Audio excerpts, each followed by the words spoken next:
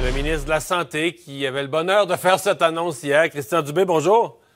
Bonjour, M. Dumont. Est-ce que ça arrive plus vite? Parce que je vous ai entendu il y a une couple de semaines, vous aviez dit on devrait arriver à la vaccination au grand public fin mai. Est-ce que ça arrive un peu plus vite que prévu?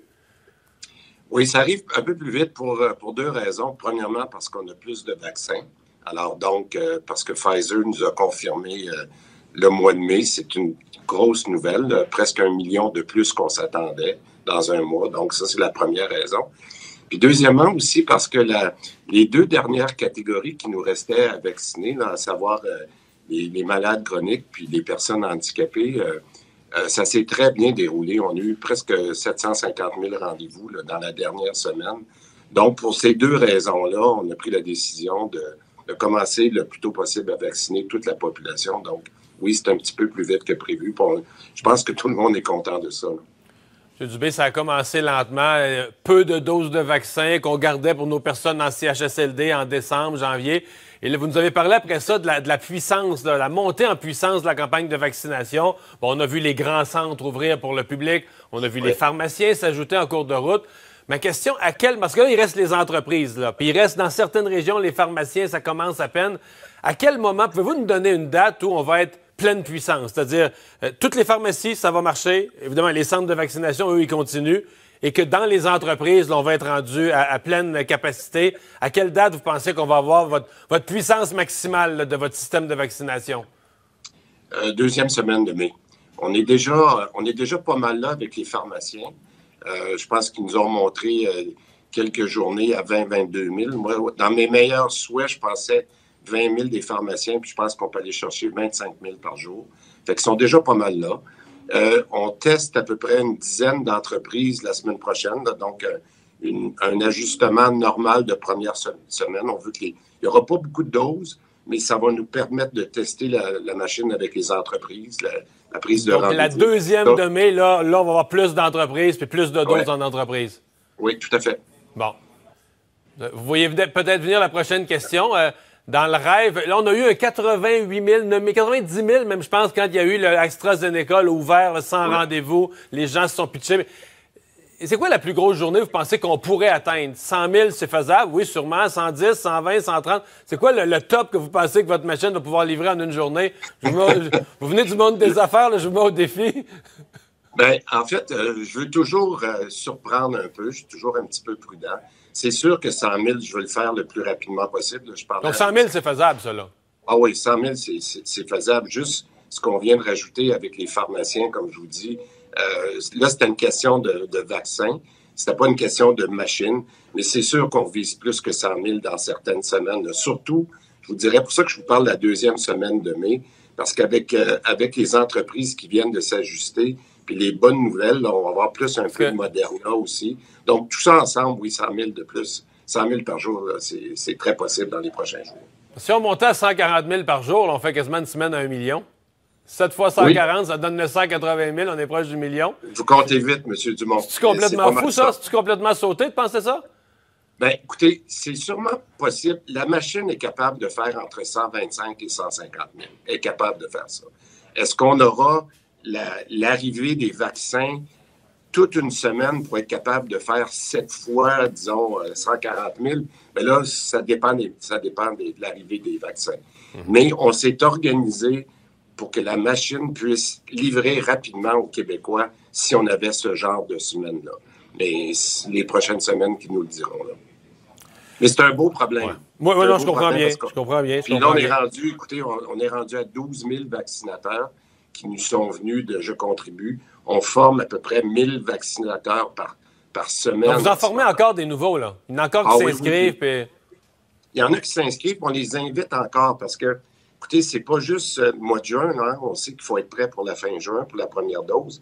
Mais on a toute la deuxième dose à donner. Ouais, là, il y en a qui vont vouloir prendre leurs vacances, des vaccinateurs en juillet, ou je suppose qu'il y en a qui vont vouloir prendre des vacances et que ça va en prendre d'autres aussi, là? Oui, c'est vrai, M. Dumont. En plus, on est là aussi pour donner un répit au réseau.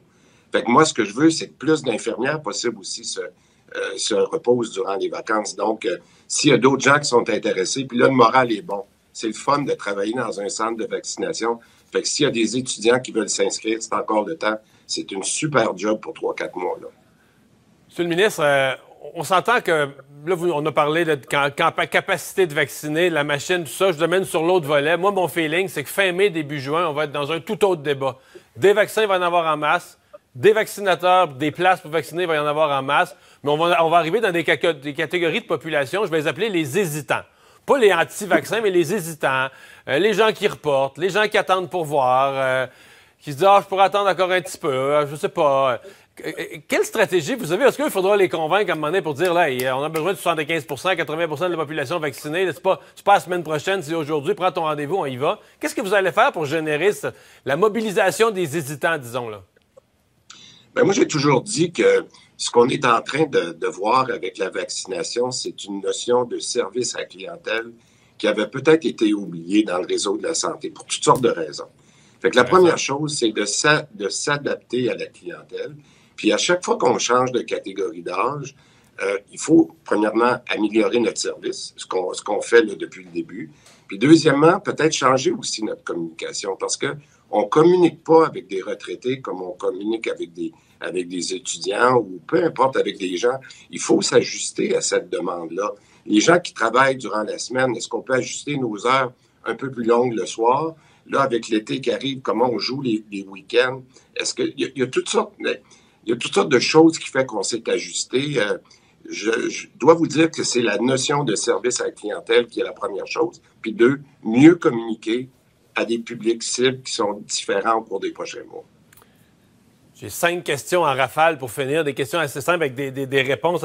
D'abord, est-ce qu'il y a un plan pour les jeunes? À cette heure-ci, à l'heure où on se parle aujourd'hui, les 12 à 17 ans, il y a bien des parents là, qui ont vécu durement l'année scolaire, qui est toujours un cas qui tourne les familles avec plusieurs enfants. Est-ce qu'à la rentrée, les parents peuvent rêver que les enfants soient vaccinés ou sur le bord de l'être en même temps que la rentrée? C'est l'objectif. Je vous résume, parce qu'il nous reste plusieurs choses à ajuster, là, mais le résumé, c'est qu'on voudrait que nos enfants soient vaccinés pour la rentrée scolaire. Avant la rentrée, donc, pour la rentrée. Ah oui, avant la rentrée scolaire. Okay. J'aimerais ça qu'on profite de la fin de la période scolaire là, pour avoir toutes les réponses qu'on veut des fabricants de Santé Canada, etc. Je ne rentrerai pas dans le détail, mais moi, je voudrais qu'on profite de l'été pour vacciner nos enfants. OK. Réponse claire. Est-ce que vous avez le rêve de dépasser... Parce que 75 on comprend que c'est le minimum pour que les experts nous disent là, qu'on commence à avoir une protection collective, mais je veux dire, plus on est vacciné, plus on est protégé. Est-ce que vous rêvez de monter ça à 80 ou 85 de la population vaccinée? Je pense que c'est possible. Puis on le voit, vous savez, la population, quand les gens voient qu'ils reviennent de s'être fait vacciner, qu'ils sont contents, ça, c'est réglé dans leur tête. Là, les gens commencent déjà à penser à la deuxième dose. Moi, j'ai l'impression que le bonheur des gens il est contagieux. Et quand on voit ça, j'ai l'impression qu'on l'a vu là, au début dans certaines catégories, même dans les travailleurs de la santé, on avait plus de difficultés. Au fur et à mesure que la vaccination avance, c'est même plus un enjeu. Donc, je pense qu'on va voir peut-être des pourcentages plus importants, mais il faut continuer à bien desservir. Il faut attendre le 75, mais vous rêvez à plus, on peut dire ça. Ah oui, moi c'est... Okay. Ben, écoutez, toujours le même principe. Il faut promettre, mais après ça, il faut dépasser. Après ça, il faut livrer, oui, puis dépasser si possible. Inquiétude des parents, semble-t-il, qu'on entend dans la région de Québec avec la reprise de l'école lundi. Est-ce que la situation épidémiologique là-bas rend sécuritaire la reprise de l'école? Oui, tout à fait. Ça va beaucoup mieux. C'est pas pour rien qu'on a décidé d'ouvrir les écoles primaires, parce que vous le savez, les enfants, c'est notre priorité. Le premier ministre a été clair là-dessus depuis des mois.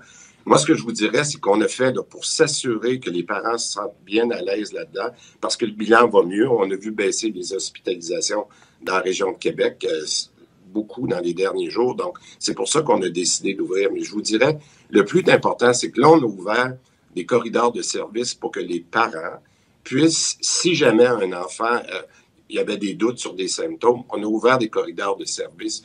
On a mis des tests rapides qui vont pouvoir donner des résultats très rapidement aussi, en dedans de 24 heures, pour pas que les parents soient avec les enfants à la maison sans avoir de réponse. Donc, on a vraiment mis des services très spécialisés au cours des prochains jours pour que s'il y avait des enjeux de signes ou quoi que ce soit, bien, que les parents puissent avoir encore une fois un très bon service. Question bien plate, là, mais il y a une manifestation de gens qui sont contre toutes les mesures qui vont se dérouler. Et plusieurs personnes, d'ailleurs, le député local de Québec solidaire, M. Leduc, s'est inquiété parce qu'ils vont partir au stade olympique. Là, un peu comme à une époque, là, les manifestants anti-avortement qui allaient devant les cliniques puis qui intimidaient les femmes. Et là, donc, on a peur qu'on intimide les gens, des gens ordinaires qui vont juste se faire vacciner. Est-ce que vous avez pris les mesures? Est-ce que la sécurité va être là? Ben écoutez, je trouve ça malheureux parce que c'est ça qu'on a besoin, c'est de vacciner les gens. Là. Les gens ont le droit de leur opinion, mais je pense qu'ils auraient pu laisser tranquille ceux qui se font vacciner. Mais on a pris des mesures pour éviter d'être là pendant la manifestation, puis on a réorganisé nos rendez-vous ailleurs, tout simplement. Donc, vous avez carrément annulé les rendez-vous pendant la manifestation? Là. Ben, on les a replacés parce que les gens veulent être vaccinés, mais on voulait pas créer de la confrontation. Donc, on s'est ajusté. Comme je vous dirais qu'on s'ajuste depuis le début, alors c'est une autre chose auquel il faut s'ajuster qu'on le fait. Vous n'avez pas donné l'impression de donner une victoire au génie Maxime Bernier, là? Non, c'est parce qu'on a beaucoup d'autres places où on peut vacciner. Okay. Alors, on va y laisser manifester, mais nous, pendant ce temps-là, notre job, c'est de vacciner les gens. Dernière question. Est-ce qu'on a une mise à jour sur le nombre de chirurgies reportées? Là, on était à 150 000 dans les derniers chiffres avec le délestage. Est-ce qu'on rattrape? Est-ce qu'on continue à accumuler grossièrement? Là, la bonne nouvelle, mais je suis content que vous posiez la question. La bonne nouvelle, avec le fait que les hôpitaux vont mieux, ça n'augmentera pas. Fait que là, au moins, on est stable. Puis là, on va commencer à regruger dans la liste là, dans les prochaines semaines, ce qui est une bonne nouvelle. Au moins, ça a arrêté d'augmenter parce que, justement, nos hôpitaux vont mieux. Pour ça, j'en parlais tout à l'heure, on a déjà baissé. On est rendu en bas de 600. Là.